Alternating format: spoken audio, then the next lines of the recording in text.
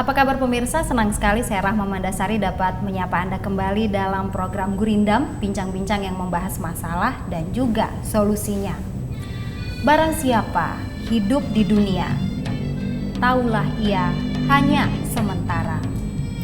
Apabila banyak melihat dunia, tentulah banyak masalah mendera. Apabila bincang soal masalah, maka solusi harus pula jadi risalah. Pemirsa, dalam penantian panjang, ternyata kita harus menerima belum berhasil diakuinya Danau Toba dan juga segala kekayaan budayanya menjadi Taman Bumi Dunia atau kawasan Global Geopark Network oleh UNESCO di tahun 2015 lalu. Sambil terus berbenah untuk mengajukannya kembali di tahun ini, di sisi lain kita juga tak bisa mengabaikan bahwa pencemaran dan juga kerusakan lingkungan masih terus terjadi dan menjadikan Danau Toba si cantik yang tak kunjung sembuh. Akankah Danau Toba mendapat predikat sebagai salah satu Taman Bumi Dunia? Hari ini saya akan berbincang-bincang bersama dengan narasumber yang sudah hadir sesaat lagi pemirsa setelah tayangan berikut ini.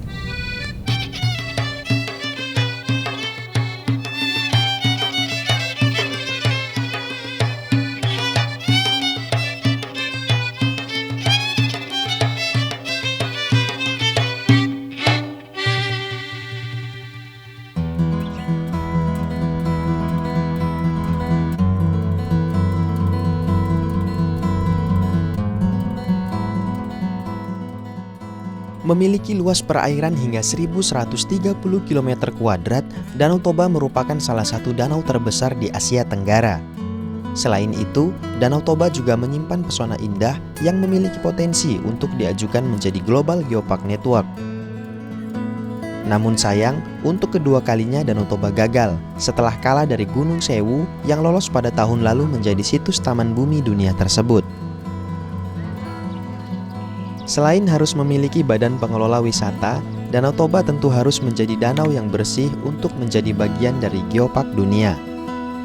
Kesadaran dari masyarakat lokal dan wisatawan untuk tidak sembarangan membuang sampah ke dalam danau merupakan hal yang penting untuk ditumbuhkan. Dalam usaha mengajukan Danau Toba menjadi Global Geopark Network yang ketiga kalinya, UNESCO memberikan waktu setidaknya 2 tahun untuk berbenah. Seminar-seminar serta edukasi terhadap masyarakat lokal juga dilakukan agar situs geologi dan kearifan lokal bisa sejalan terjaga. Dengan tingginya nilai eksotis yang ada pada Danau Toba, bukan tidak mungkin danau super se-Asia Tenggara ini lolos menjadi Taman Bumi Dunia yang diakui oleh UNESCO. Namun, hal itu juga membutuhkan kesadaran dari kita untuk memelihara Danau Toba dan situs geologi yang terkait di sekitarnya. Pemirsa, sudah hadir bersama saya saat ini Pak Alimin Ginting, seorang saintis, ilmuwan, ahli geologi. Horas menjuah-juah, Pak. Horas menjuah-juah, menjuah-juah. Menjuah-juah, ada 3 sebenarnya, Pak ya. Ya. Apa kabar, Pak? Baik. Baik ya. Ada juga Ibu Ratnauli Gultom, seorang pelestari lingkungan di Danau Toba. Apa kabar, Ibu? Baik. Horas. Oke, saya terlebih dahulu ke Pak Alimin Ginting nih, selaku ilmuwan. Secara ringkas nih Pak, geopark itu, kawasan geopark itu apa sih? Jadi kawasan geopark itu adalah suatu kawasan yang memiliki warisan-warisan geologi yang memiliki nilai-nilai berskala internasional, termasuk itu warisan-warisan budaya dan juga warisan-warisan biologinya. Ya itulah istilah geopark. Iya, dan syarat-syarat menjadi sebuah geopark atau Taman Bumi Dunia itu apa, Pak? Syaratnya sebenarnya adalah simpel saja. Apakah suatu kawasan yang memiliki warisan geologi tadi mempunyai nilai-nilai berskala internasional tadi gitu. Itu syaratnya. Ya, dan ternyata memang Danau Toba sudah punya itu ya, Pak? Kalau Danau Toba itu adalah memiliki nilai-nilai skala internasional. Misalnya dari keragaman geologinya, keragaman budayanya, dan juga termasuk biologinya, dan juga dari sisi proses vulkaniknya, di mana terbentuknya itu ya Pak ya? Di mana kita tahu bahwa Danau Toba itu ada mengalami 3 kali letusan besar. Pertama dulu di daerah Porsea itu tahun 840.000 tahun yang lalu terjadi letusan besar, kemudian di daerah Haranggaol, kemudian seterusnya itu adalah di daerah Sebandang 74.000 tahun yang lalu. Jadi itu meninggalkan kaldera sangat besar gitu ya. Nah, itulah kira-kira nilai-nilai internasional itu, di mana keunikannya itu tidak dimiliki oleh daerah-daerah lain gitu ya. Berarti memang warisan geologi kita katakan begitu ya Pak. Apakah bentang alamnya dan juga kearifan lokalnya begitu ya Pak ya. Kebudayaannya itu memang spesifik dan ini tidak ada duanya di apabila dibandingkan dengan geopark lainnya juga di dunia. Nah, saya beralih ke Ibu Ratnauli nih selaku pelestari lingkungan Danau Toba. Menurut Ibu apakah upaya pemerintah, karena ini kan memang kita bicara belum berhasil begitu mendapat pengakuan dari UNESCO di tahun lalu. Apakah menurut Ibu selaku masyarakat, selaku pelestari lingkungan, karena upaya pemerintah yang kurang gigih begitu? Mungkin ya, karena kita tinggal di kampung sana, di Samosir, kita tidak menyadari itu ada sesuatu keunikan di dunia. Jadi karena kita lahir di sana, besar di sana, itu sepertinya normal menurut kita yang tinggal di sana. Jadi kemungkinan ketika ada geopark itu juga kita tidak mengerti bahwa ada rencana pemerintah untuk membuat itu menjadi geopark, karena kita menurut kita udah biasa. Jadi kita tidak tahu tuh, belum ada pengertian kepada masyarakat bahwa itu akan ada geopark. Kita tidak mengerti apa itu geopark. Oke, Pak, ini salah seorang masyarakat nih, ini suaranya masyarakat di Silimalombo itu ya, di Samosir. Nah, ini apakah karena memang sosialisasi pemerintah dalam hal ini kurang gitu? Sebenarnya sosialisasi kita udah cukup banyak ya lakukan, termasuk di Silimalombo juga terakhir sekali disosialisasikan di Silimalombo. Tetapi memang Danau Toba itu sangat luas, sangat luas. Itulah salah satu menjadi pemikiran dari UNESCO, apakah itu nggak perlu dibagi-bagi katanya kan? Karena ada 7 kabupaten yang dan luasnya juga itu Danau Toba itu 100 km kali 30 km loh, itu sungguh sangat luas. Jadi karena luasnya tadi tentu jangkauan pihak-pihak termasuk pemerintah, termasuk penggiat geopark tadi untuk menjangkau setiap segmen masyarakat, kita bisa juga akui agak mungkin kurang ya. Tetapi itulah makanya kita harapkan sekali terbentuknya badan pengelola. Kalau udah ada badan pengelola, tentu mereka bertugas untuk mengelola segala sesuatunya yang diperlukan untuk menjadikan Danau Toba tadi menjadi geopark. Oke Pak, kalau sosialisasi tadi sudah dilakukan oleh pemerintah, nah menurut tim asesor ini kan tetap belum lulus begitu. Yang sebenarnya mereka mau itu apa sih Pak? Sebenarnya tim asesor itu sebenarnya mereka bukan menghendaki sosialisasi, tetapi mereka itu meminta edukasi. Edukasi bukan sosialisasi. Kalau sosialisasi itu kan agak dangkal pengertiannya dan dampaknya gitu. Tapi kalau edukasi, misalnya katakanlah edukasi tentang kebersihan gitu ya, itu artinya sampai nanti mereka itu tamat ya. Untuk melakukan kebersihan tadi. Jadi dia tidak lagi tadinya dia buang sampah misalnya ke danau, sampai dia sadar atas dirinya sendiri sehingga dia tidak buang lagi. Bahkan dia mengajari entah keluarganya, anaknya, sesama tetangga juga jangan membuang. Itu adalah produk edukasi. Gitu. Berarti lebih ke edukasi ya Pak ya, supaya minimal ada perubahan perilaku begitu. Betul. Ya dari masyarakat setempat. Kita lanjut lagi nanti Pak Alimin Ginting dan juga Kak Ratnauli Gultom. Pemirsa jangan kemana-mana, tetap di program Gurindam.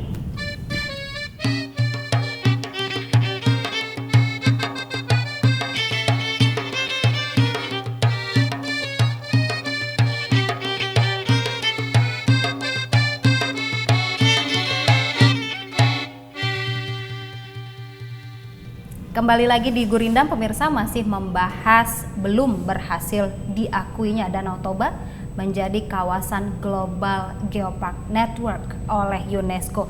Ke Kak Ratnauli kembali nih, pencemaran lingkungan kan masih saja terus terjadi di kawasan Danau Toba hingga kini. Nah, melestarikan Danau Toba itu kan butuh sinergi semua pihak yang menjadi pemangku kepentingan nih kayak atau stakeholder khususnya masyarakat yang tinggal di sana. Nah, menurut Ibu sendiri seberapa peduli masyarakat itu dengan konsep pelestarian lingkungan? Untuk sampai sekarang sih masih kurang ya, kurang kepedulian itu, makanya airnya itu masih semakin kotor. Karena mungkin masyarakat itu sudah lama tinggal di situ, merasa itu halaman rumahnya boleh bebas melakukan apa saja. Itu pemikiran mereka ya. Jadi ketika ada perusahaan-perusahaan yang diizinkan pemerintah ke Danau Toba, jadi masyarakat berpikir, loh, kenapa perusahaan asing aja boleh, kenapa kita tidak? Nah, kalau untuk membuat keramba jaring apung, kenapa harus diberikan izin kepada negara-negara lain? Sementara kita berarti bisa dong. Jadi sekarang semua orang beramai-ramai membuat keramba jaring apung, dan itu yang membuat airnya itu kotor, sangat tercemar. Kotor, tercemar. Jadi yang kita lihat ya, seperti pH-nya itu sudah jauh di atas, dan juga fosfornya itu sangat tidak baik. Dan itu ada tumbuhan eceng gondok di Danau Toba. Ini adalah indikator pencemaran lingkungan sebenarnya, Kak Ratna ya. Nah, apa yang Kak Ratna lakukan sebagai seorang pelestari lingkungan di Danau Toba? Sebenarnya sih kita hanya membuat kecil ya, dan itu tidak membantu banyak, karena ada berapa ratus hektar air Danau Toba. Jadi dia, kalau kita hanya bikin secuil aja tidak mampu ya, tapi paling tidak saya ada bikin kolam. Di sana ada eceng gondok, hampir penuh dengan kolam itu. Jadi kita coba lihat air yang ada di kolam itu dengan air di luar, dari pH-nya dan fosfornya itu sangat berbeda. Nah, itu dari situ kita belajar ya. Kami memang membuat dalam 1 minggu itu setiap hari mencoba tes beberapa titik untuk pH-nya, dan kita lihat yang di tengah dengan eceng gondoknya itu sangat bagus. Jadi dari situ kita tahu bahwa eceng gondok itu tidak merusak, dia membantu. Beralih ke Pak Alimin kembali nih, apa dampak pencemaran Danau Toba ataupun kerusakan kawasan hutan nih Pak yang ada di sekitar Danau Toba itu terhadap warisan geologi? Ya, tadi kan kita udah sebutkan definisi ya tentang geopark. Memang itu di sana ada warisan geologi. Yang kita khawatirkan adalah kalau misalnya hutan itu tadi tertutup dan kedudukan warisan-warisan geologi tadi berupa batu-batuan di sana utuh, tapi kalau ditebang hutan ya jangan-jangan itu nanti dibuldoser orang, diambil orang, dibawa orang gitu ya. Itu dari sisi batuannya, artinya dia tidak lagi utuh in situ di tempat, tetapi dia udah berpindah tempat entah kemana. Itu bukan lagi merupakan suatu warisan yang punya nilai, karena dia itu misalnya batu Toba kalau adanya di Medan ya itu tentu udah lain nilainya kan gitu ya. Dia harus ada di sana, itu satu. Kedua adalah kita kan dalam geopark itu kita kan itu selalu mencari kaitan antara batu-batuan hasil letusan vulkanik Toba yang sedemikian dahsyat itu terhadap tumbuhan spesifik, tumbuhan apa yang tumbuh di situ. Ya misalnya ada sebenarnya kalau mungkin tidak terlalu biasa bagi kita, tetapi kan ada peneliti-peneliti misalnya mengatakan ada pinus batak gitu ya. Pinus batak itu sangat tumbuh bagus misalnya di kawasan endapan debu vulkanik Toba gitu. Kalau ditebang semua itu kan hilang gitu. Warisan bionya tadi kan hilang. Begitu ya Pak ya? Anggrek anggrek gitu ya. Pasti itu ada hal-hal yang spesifik ya, unik karena jenis batuannya sedemikian rupa, terhadap tanaman tumbuhnya pun pasti ada yang unik. Jadi kalau itu misalnya hilangkan semua, ya tentu kan hilang juga warisan tadi gitu ya. Dari sisi geopaknya seperti itu. Ya, baik. Kalau kita semua Kak Ratna ini ya, kita semua giat mendukung surga Batak ini menjadi kawasan geopark atau Taman Bumi Dunia. Bagaimana kita mempertanggungjawabkannya jika kualitas lingkungan kita ini semakin terdegradasi? Nah, kita juga bagaimana menjawabnya ya, harus kita tanya juga semua orang tua dan juga pemerintah paling tidak ya, harus menyadarkan masyarakat itu bahwa pentingnya geopark ini nilai budaya Yang ada itu tidak ada itu di mana-mana, hanya ada di Samosir. Contoh seperti mangga ya, mangga Samosir. Mangga ini mungkin hanya ada di sekitar Toba. Dan itu manisnya berbeda. Mungkin saya tidak tahu ya masalah ini, yang saya lihat sih mangga biasanya kita bisa makan dengan kulitnya, mungkin hanya aja di Samosir. Oke, bicara soal mangga ditahan dulu karena semakin seru. Kak Ratna Uli dan juga Pak Alimin Ginting, kita harus break sejenak. Pemirsa jangan kemana-mana, tetap di program Gurindam.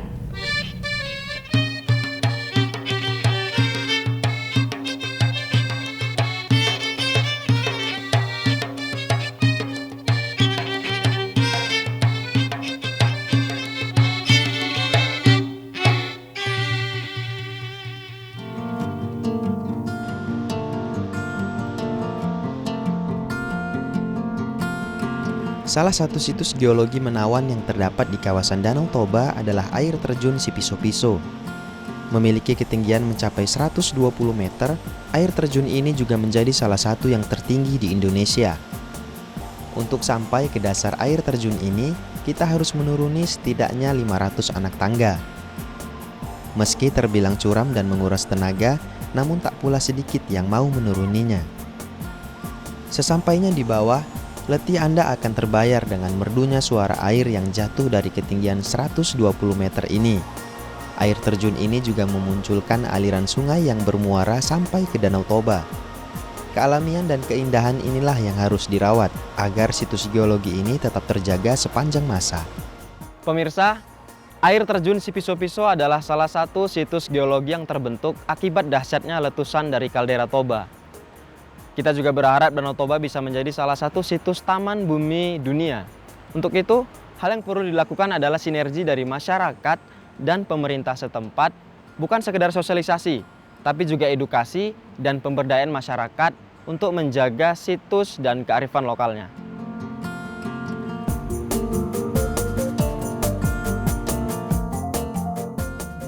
Kembali lagi di program Gurindam, pemirsa masih membahas tentang belum berhasil diakuinya kawasan Danau Toba menjadi Taman Bumi Dunia oleh UNESCO. Kembali nih ke Kak Ratna Uli, tadi bicara soal tanaman mangga dan ini menarik sekali ya. Apa sih yang sedang memang lagi dibudidayakan sama Kak Ratna di Desa Silimalombu? Untuk saat ini memang kita membuat seperti selai mangga ya. Awalnya saya sama seperti setiap orang di sana merasa biasa-biasa saja, tapi ketika saya sudah pergi melanglang buana ya, melihat di daerah-daerah lain, ternyata ada keunikan tersendiri di daerah saya itu yang kami tidak pernah merasakan itu. Ya, dan Kak Ratna mungkin keunikan. Kita tanya langsung sama Pak Alimin bahwa ternyata tanaman mangga ini bisa diproyeksikan sebagai produk khas kawasan geopark, begitu ya Pak Alimin? Ya, memang dari fakta kita lihat memang ada beberapa tanaman tumbuh di kawasan Danau Toba itu yang tumbuh baik hanya di hasil debu-debu vulkanik Toba. Iya. Berarti termasuk tanaman mangga ini tadi ya? Salah satunya misalnya gini, salah satunya adalah yang dikenal dengan bawang Samosir. Bawang Samosir itu walaupun kelihatannya itu tidak besar, kecil kelihatan, tapi itu aromanya aromanya tajam sekali gitu kan. Biasa disebut bawang Batak ya? Iya, bawang Batak gitu kan. Itu salah satu kita lihat tumbuh baik di kawasan vulkanik Toba gitu ya. Nah, kemudian yang kedua ada andaliman. Iya. Andaliman juga adalah merupakan tanaman tumbuh yang khas tumbuh di hasil batu-batuan ataupun debu-debu vulkanik Toba. Ketiga adalah mangga. Oke, kembali ke Kak Ratna Uli ini. Kakak juga kabarnya sebagai pelestari lingkungan ya, ada kegiatan ekowisata alam ya. Konsepnya seperti apa sih yang diterapkan di Silimalombu? Juga saya berpikir ternyata ada yang bisa dilihat di Silimalombu ini. Batu-batunya khas ya, di seluruh Samosir itu mungkin di Silimalombu yang paling banyak batu-batu besar. Dan juga mangganya ternyata begitu dilihat itu mungkin di atas rata-rata 300 tahun ke 500 tahun. Jadi diameternya sudah besar sekali ya mangganya. Jadi kenapa enggak kita bikin ekowisata? Orang ingin melihat mangganya. Ini loh ratusan tahun tapi masih buahnya banyak. Karena kami panen itu per hari bisa 1 ton. Oke, Pak, ini salah satu manfaat sudah dirasakan sendiri oleh Kak Ratna ini. Nah, kalau nantinya Danau Toba ini menjadi Taman Bumi Dunia diakui oleh UNESCO, apa manfaatnya bagi masyarakat? Memang kalau kita bicara geopark itu adalah bottom up, artinya yang pertama yang harus menerima manfaat adalah masyarakat setempat. Masyarakat setempat misalnya seperti yang kita katakan, kita kan ada geosite tadi. Di geosite itu dikelola, tentu masyarakat setempat kita harapkan juga, dan bukan diharapkan, mereka harus berperan di situ. Bagaimana mereka mengemas ataupun membuat sesuatu dari budaya mereka, misalnya entah itu ulas ya, entah itu apa saja gitu, untuk dijual di situ gitu. Sehingga dengan adanya geopark mereka juga punya bagian di situ. Kemudian juga kalau pengunjung banyak datang, kalau geopark yang diutamakannya adalah homestay. Tidak hotel-hotel mewah. Bukan berarti hotel mewah tidak ada, tetapi ini artinya masyarakat itu ekonominya, pertumbuhan ekonominya diutamakan dulu. Baik, Pak Alimin Ginting, sayang sekali waktu kita terbatas. Sebenarnya masih seru sekali ya untuk membicarakan tentang Danau Toba ini. Dan Kak Ratna Uli Gultom, terima kasih banyak sudah hadir di program Gurindam. Mudah-mudahan tidak ada istilah gagal sebenarnya ya Pak ya. Saya katakan sekali lagi, tidak ada istilah gagal, tetapi belum berhasil. Dan semoga di tahun ini kita bisa berkoordinasi, baik itu pemerintah, swasta, dan juga masyarakat pelestari lingkungan gitu ya Pak. Terima kasih sekali lagi Bapak dan Ibu. Pemirsa, kita sudah sampai di ujung acara. Seperti biasa, saya akan bacakan petikan bait Gurindam kontemporer. Jika tak lagi sang hutan berdiri, tak akan ada lagi alam lestari. Malas badan bakti lingkungan, tanda bencana di masa depan. Danau Toba, keajaiban dunia, bersungguhlah kita wujudkannya menjadi Taman Bumi Dunia. Saya Rama Mandasari undur diri, semoga bermanfaat pemirsa, sampai jumpa.